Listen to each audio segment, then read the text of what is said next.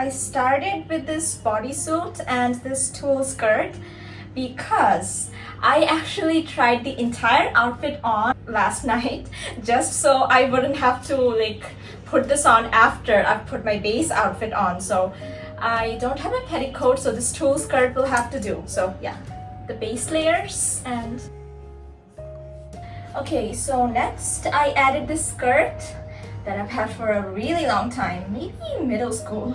But of course I started with the outfit first, like the dress, and the dress is way too short, so I don't have a ball gown or even a gown with enough length that would make it vampy. So yeah, I had to add this just for length, and then I added the tulle for volume. So yeah, when I planned the outfit, I added the skirts later, but now I'm adding them first. I'm wearing the skirt as low as possible just so I can have some more length here. Yeah, so here's the skirt. I think it's vampy, right? Or gothic, maybe. I'm working with what I had. Yeah, so this was the dress I started with, which was a nightgown. I've never used it as such. I added the bows and ribbons myself. And yeah, way too short, and also the elastic here is all ruined. I thought because it's lace and it's pink, since I kind of wanted a pink gothic-ish look, so yeah, since the ribbons I added way back then they were black, I went with this black lace bodysuit because the initial plan was all white because I was thinking something ghosty, you know. So yeah, I think this works, and I do plan to use safety pins to change a little bit of it, like something like this. So this is the final look. I attached safety pins here and here to change the neckline and the sleeves for this off-the-shoulder effect, and here to change the hemline and add some more dimension and interest to the skirt. So I really like how this turned out. Of course I will be needing the veil, but yeah, I think we're done. Oh, I also need to do my makeup, but here it is.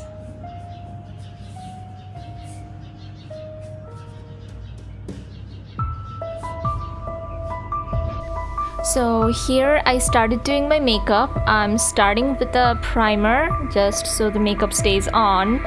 I think that's what you're supposed to do. I don't actually use base makeup like foundation that often because I don't like the feel of yes, I'm using foundation here.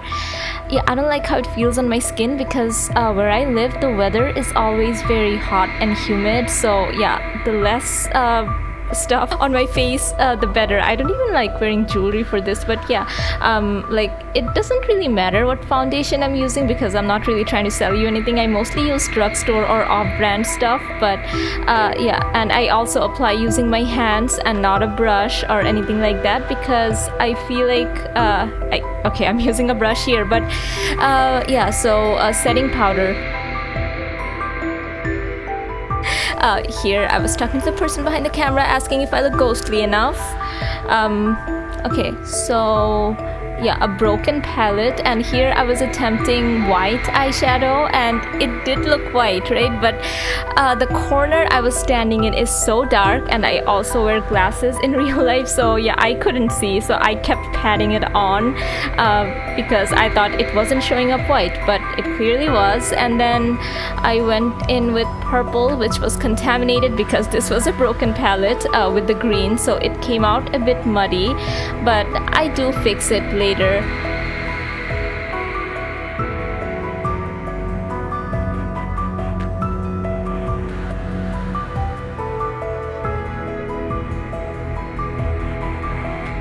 Here, I think, yes, I went into another palette that had a much more pigmented pigments. So yeah, purple. And yeah, you can see the purple here, and I think here I'm using an angled brush to use a black eyeshadow as eyeliner, forgetting that I actually had eyeliner pencil to use, but whatever. It made me feel resourceful, you know.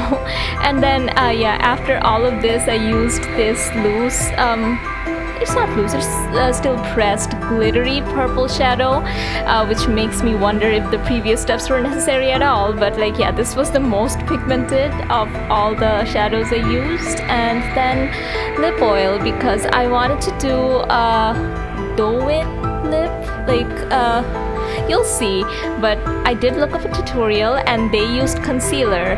And yes, here I'm using the purple liquid lipstick, so that is why I used a lip oil before. I don't trust myself with precision tools like with a concealer brush, so yeah, I decided not to go that route and use the lip oil method instead, like hoping it works. The tutorial was not like this.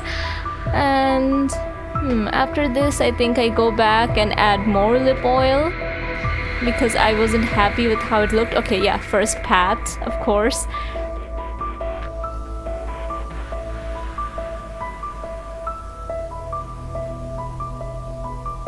And yeah, here's the lip oil.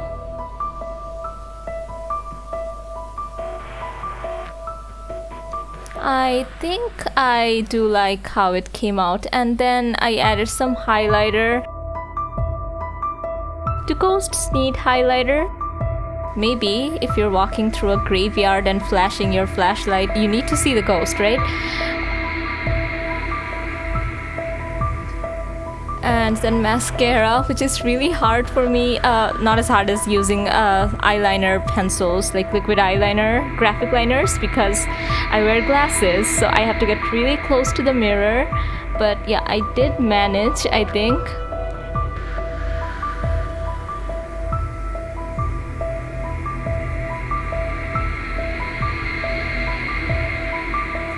And yeah, here I thought I was done. So yeah, final touches. I did miss one step, which I often do.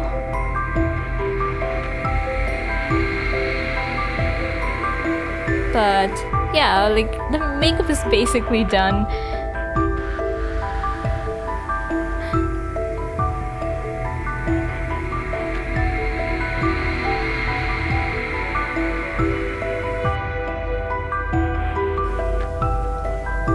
Yeah, here, I forgot the setting spray.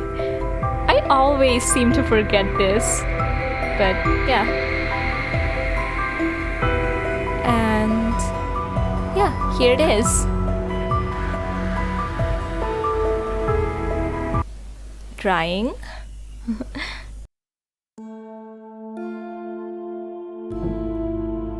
So this is just an old scarf I had lying around, which I tied as a veil since I don't have a veil, but I don't know how well it works with this outfit because everything else is so dark and this is white, but I don't know, something had to be ghostly here.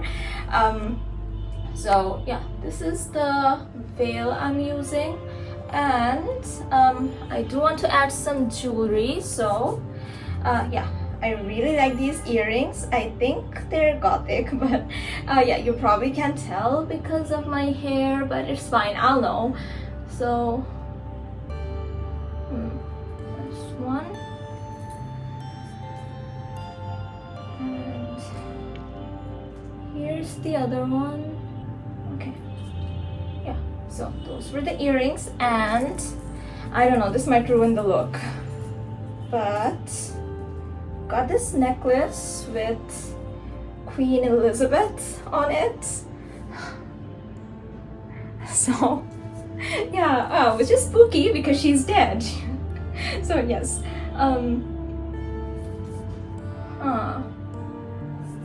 should I or should I not? Okay, I'll put this on. If I don't like it, I'll take it off. So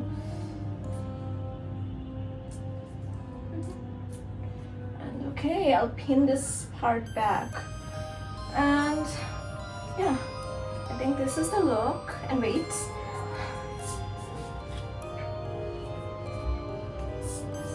I do have this candlestick which does not have a candle right now, but there will be a candle. No fire though, because I'm afraid of fire, but yes, so